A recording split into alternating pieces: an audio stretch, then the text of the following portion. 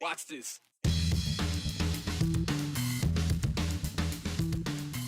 So it's an interesting escalation, I think. What was meant to be a kept quiet call on the carpet has now been elevated to a very public example of the split within Idaho's Senate. 3 senators reprimanded, 2 relieved of duties, and 1 chaotic chamber. You ever heard of cloud seeding? Not many people have, which is why a bunch of weather people had a workshop today to teach other people about what they do to prevent drought. It's America Recycles Day, and you can add it to the list of made-up holidays. So we're breaking down what can be broken down by recycling. Pizza boxes or plastics? We'll let you know. Drought conditions are a sign of the times across the western United States. You know, we've had a bit of relief the last couple of years here in Idaho, but it's not unusual for states like Idaho to suffer through several seasons of very dry skies. They say you can't control the weather. They also say you reap what you sow. But what if you could do both? It's something scientists have toyed with for years, kind of helping the hydrological outlook a bit with a little encouragement. This is commonly referred to as cloud seeding, and it's gotten a lot more efficient and practical over the years. The North American Weather Modification Council, they were in Boise today to help educate resource managers, policymakers, and of course, us in the media about how this whole thing works. Joe Paris spoke with one of those water managers about how it does work. Joe? Well, this isn't new, Brian, and cloud seeding has actually been going on for decades. Locally here in Idaho, it dates back to the 1990s. It was developed as a concept from the 90s until 2003 when it went into practice. And you may not know this, Idaho Power pioneered that locally, and they maintain the programs till this day. Then in 2008, the state of Idaho really started to buy in. So just to be clear, Idaho has a different approach to cloud seeding than other areas of the country. The goal in the Gem State is to create a greater snowpack that eventually melts off in the spring. Snow is the goal here, rain is the goal in other places. And we spoke with Kayla Golden. She's a leader with the Idaho Department of Water Resources cloud seeding program, and she kind of explains the backdrop of the event today. I think it's very important that folks become educated on cloud seeding because a lot of folks just don't really know what it is. The science has been evolving for quite some time. Cloud seeding has been occurring since about 1946, but we really didn't prove the conceptual model that it actually works until about 5 years ago. And so now that we've demonstrated through science that it works, there's been a massive growth in interest. Idaho Power is the operator of the program, and then the state and local water users provide funding to support the program. And so I think that three-legged stool or that mechanism is what has made our program so successful. All right, so there's some background. How about some of the big questions on this topic? How well does it work? Does cloud seeding have negative impacts? How is cloud seeding used to manage water in the state of Idaho? Well, these are all things that Kayla and other resource managers, they want people to know at home. So first, does cloud seeding work in Idaho? Absolutely. I would say on average, we have a good 20 years worth of data for our operational cloud seeding programs here in Idaho. And across all basins, we see about an average of 10% increase in our annual precipitation in all basins where we operate. So that's a pretty significant amount of water, especially in times of need when we do have water shortages. Cloud seeding does not generate weather. We can only use the existing weather that's in the sky. Kind of work to enhance it. Yes, yeah, so we're essentially working to wring out more water from the sky, water that's already there. We do believe that it is safe. There is not any known environmental impacts of cloud seeding. And the reason for that is because the seeding mechanism that we use, silver iodide, is considered to be inert in the natural environment. So really what we're doing is just enhancing the natural precipitation. So, Brian, as for many topics, public education matters because as you get into science and weather, some people get a little concerned. And of course, there are conspiracy theories. So to educate policymakers and resource managers, getting them the facts, it helps empower them in the conversations moving forward. Yeah, the conspiracy theories you talk about, manipulating the environment and stuff like that. Obviously, that takes some education of certain people to make them really understand what is happening. Yeah, and it is a high-level science thing, so it is interesting. All right, thanks, Joe. Well, another Southern Idaho election is not yet official. Yesterday, it was Jerome's ballot problem. Today, we're looking at Ada County elections. The Ada County Elections Office said they need to recount ballots for the Boise City Council District 3 race. Candidate Josh Johnston asked for the recount because he was only 15 votes behind winner Kathy Corliss in the November 7th election. So just 15 votes. And of the total votes cast for that office, or 5 votes, whichever is greater, that's how it has to be. That's according to code. It still isn't enough to get the cost of the recount covered. If it was less than 5 votes, well, then the county would be on the hook for it. But this one, again, was 15. The other criteria, according to Idaho code, you have to have a difference of less than 0.1%, 0.1% between the top 2 finishers of the total votes. Johnston missed that by 0.1%. So he was 0.2% behind, so he has to pay for it. Instead, he's got to pay that $100 per precinct. He's doing it for 16 precincts, which is going to cost him $1,600 to get the recount covered. Ada County Elections Office says they are going to start the recount at 8:30 tomorrow morning, and they're hoping to be done by the end of the day, but possibly could take longer. So what else is going on around the 208? Well, we're remembering the Moscow murders. Also, a State Department of Health will have a new director, and money made available is coming your way. Morgan Romero has the 411. Monday night marked 1 year since the murder of 4 University of Idaho students, Madison Mogan, Kaylee Gonsalves, Xana Kernodle, and Ethan Chapin. All week, we've been checking in with their loved ones to see how they're doing 1 year later. Tonight at 10, you'll hear from Ethan's U of I fraternity brothers for the first time. The stories of Ethan are going to just go from generation to generation, from pledge class to pledge class. Then, this Friday, we'll have a 1-hour special with Maggie O'Mara to continue remembering the Moscow murder victims. You can watch that at 7 p.m. on KTVB. The head of the Idaho Department of Health and Welfare, Dave Jepson, is retiring at the end of the year after 5 long years in the position. The governor will start recruiting a permanent DHW director in spring of 2024. Idaho Department of Insurance Director Dean Cameron will serve as the interim director. At 8 a.m. tomorrow, you can start applying for the Empowering Parents Grant. Almost $30 million is available for eligible K-12 students to buy education-related resources through the Empowering Parent online marketplace. The portal will stay open until all the money is distributed. And that's your 411 on the 208. I'm Morgan Romero.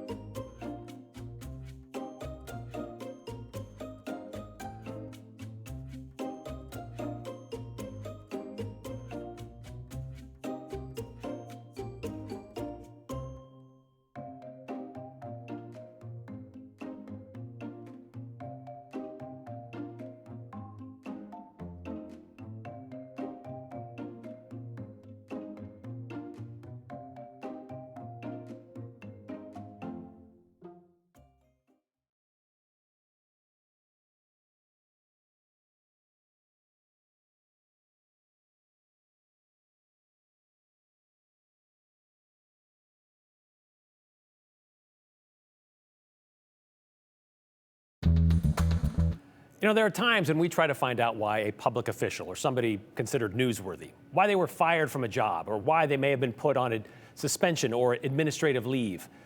But we're usually told 2 words to explain why HR can't explain. Personnel matters. They don't divulge why an employee might have been disciplined or reprimanded. However, when the person on the receiving end of that rebuke reveals it, well, then I guess it's okay. And that's exactly what we've seen play out this week in Idaho's Senate. 2 freshman senators, make that 3 freshman senators. Late this afternoon, we were told of another, but more on that in a moment. All 3 members of the Freedom Caucus were told by Senate leadership they needed to stop what they were doing, accused of being disrespectful, disparaging, and degrading to their fellow lawmakers. 2 even relieved of some duties. So those 3 senators decided to share that with the public, employ each side, the senators and the pro tem, accuses the other of using to score political points. During the last week of October, 2 state senators published 2 articles online. One from Sagal's Senator Scott Herndon, the other from Glenada Zeiderveld of Twin Falls.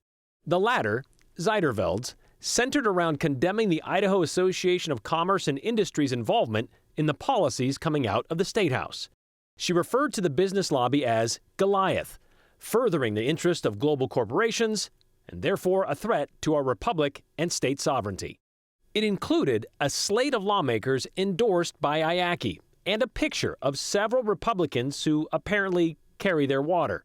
The other was a newsletter from Senator Herndon explaining how the state spends taxpayer money. Mine was, generally speaking, educational on how the budget process works. And in Herndon's opinion, your money has been spent rather freely by state senators the last 2 years. I wasn't actually pointing particularly at JFAC. I was talking about the Senate in general. However, Senator Chuck Winder saw it another way. Basically, that all the other senators were just big spenders. They didn't do a thorough job in the committee, and that basically he was the only one doing a great job for the people of Idaho. So the Senate pro tem sent Senators Zeiderveld and Herndon each a letter saying so, accusing both of degrading the work of their colleagues. Winder removed Zeiderveld as vice chair in the Health and Welfare Committee and asked Herndon to retract his newsletter and apologize to every other senator serving on the Joint Finance Appropriations Committee. He decided, and I don't know what his motivations were, that he was going to go police 2 members of the Republican caucus when you could attempt to police any of the members of the Senate. They can question my motive all they want, but my motive is basically to protect the institution of the Senate, protect the civility of the Senate, so that you don't have these kind of public displays of attacking people. Before it escalates even more, try to deal with it. It escalated anyway, according to Senator Winder, because normally the public wouldn't know about such letters. Well, I was disappointed, I think, because typically, when we do something like this, it's kept, private. I didn't go public with it. I didn't call a press conference. I tried to do it personally with the people, which I think is the right way to do it. Okay. But they chose to take one more swat and go after me personally. And it took a few days, but Senators Herndon and Zeiderveld released the reprimand with a little help.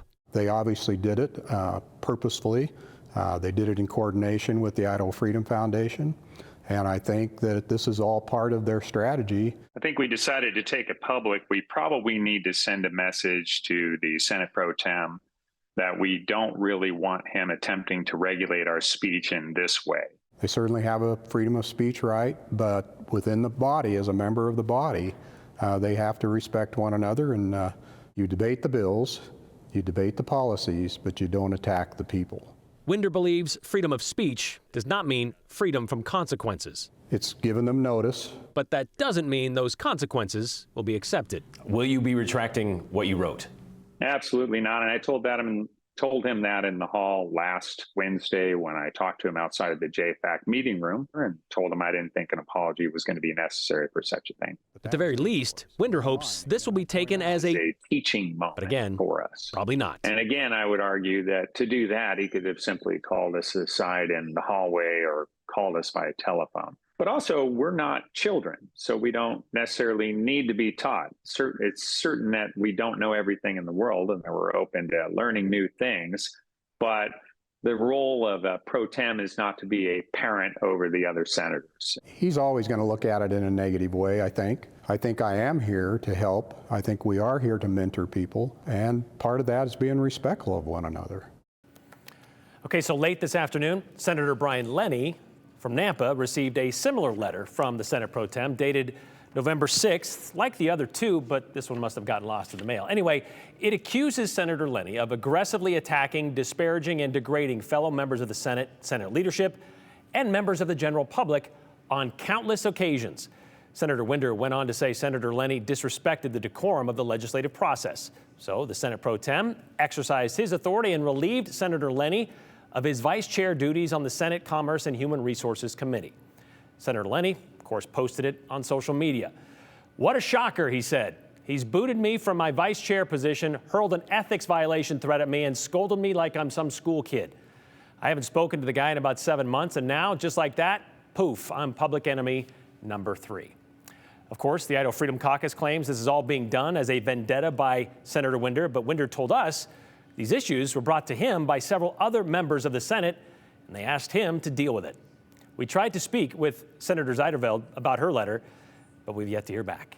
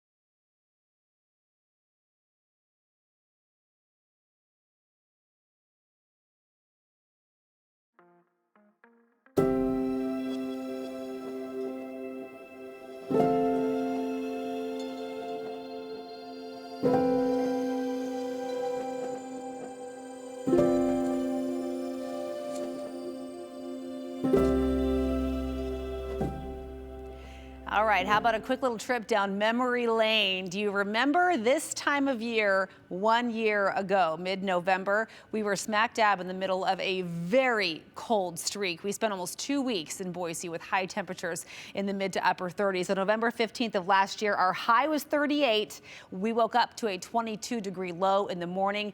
Let's contrast that to what we're seeing today. Boise hit 67 this afternoon. That is 2 degrees shy of the all-time record high for this date, and nearly 20 degrees above our normal daytime high for November 15th of 49 degrees. It has just been phenomenal out there. I know this trend is not great for our ski resorts, but it's been really nice for those of us who aren't quite ready for the chill of winter to descend just yet. Look at these high temperatures today: 67 in Boise, 65 in Twin Falls. Stanley's reporting station, by the way, has conked out, so this is not accurate. I'm sure Stanley was up into the 50s like most of our mountain locations. That air stagnation advisory that's been in effect is set to expire ceasefire tomorrow as we have a cold front that is going to roll across to the north. It won't really have much impact on central or southern Idaho outside of maybe a few stray snow flurries in our far north central mountain zones. It will cool our temperatures back a little bit, though, for tomorrow. So we'll see generally upper 50s across the Treasure Valley tomorrow, still near 60, still well above average. Lots of sunshine, so really pleasant heading into the weekend. Some showers do return on Sunday, though, along with a drop in temperatures.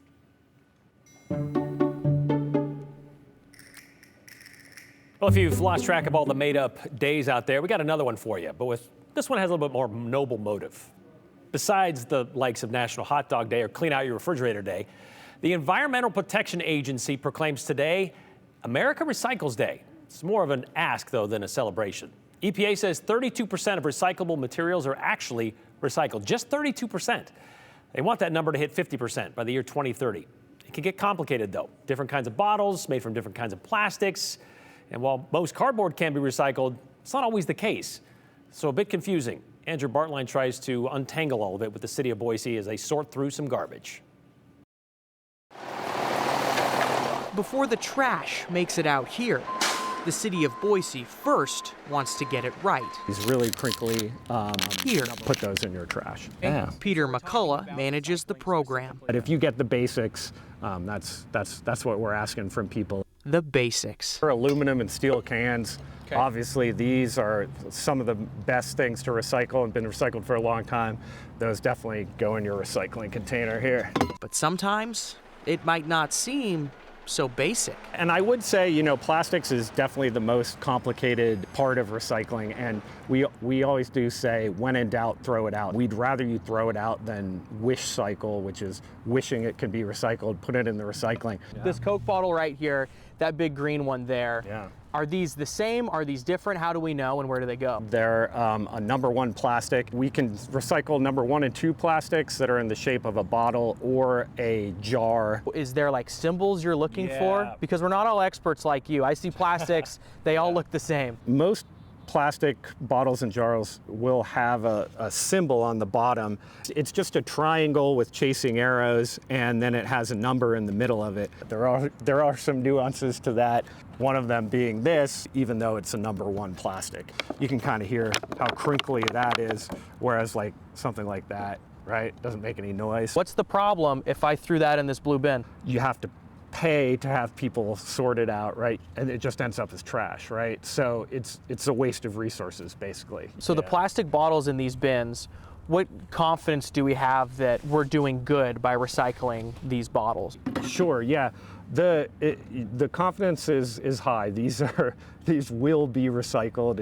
It's not a myth, right? The recycling facility here in Boise doesn't send anything overseas at this time. They used to, but now almost all of our materials are sent to different places in the United States, and that's just based off who will pay the most for the material, right? So this is something we brought. This is from our producer, Katie. She went camping the other day. Yeah. What do we do with these guys? Yeah, so, you know, obviously try to use up all the propane first and make sure it's all gone. Take it to the household hazardous waste collection sites. So do not be throwing these in a dumpster. Don't put those in the trash or the recycling. I've heard paper is a little bit easier than plastic. So this pizza box. Yeah. Kind of clunky, but can we recycle that or not? Yeah, so with pizza box, what you want to do is you want to open it up here and look. Now you can see this one has some grease stains and some cheese there. If it looks like this side, you can recycle the whole pizza box. When it looks like this, what you want to do is throw this section away and recycle this because it's perfectly clean. So just rip it right here, put this in your recycling, put that in your trash. Confused yet? Don't be. We're all trying to make the basics basic. So we really appreciate what our community does. We just want to make sure that they know if there's questions, go to our website, send us an email, we'll answer it, we'll make sure you understand and can do it right. Okay, now calm down. I hear you. You're saying, what about the glass? What about orange bags? You can recycle glass in Boise, but you have to sign up for a separate program with separate glass-only bins. though you could also take those glass bottles to a city-free drop-off site. They have a few of them around town. Again, that's also on their website. The city says a local company uses glass for sandblasting. For those orange bags, Brian, that's the other part of this. I can already see the frustration on your face. I'm excited to hear this. So that is for like more flimsy type plastic. So like if your kids had a bunch of Halloween candy, that's perfect for those orange bags to get kind of those flimsier plastics. So it's just based on feel, like, oh, this feels crinkly, I'm not going to recycle that? Yeah.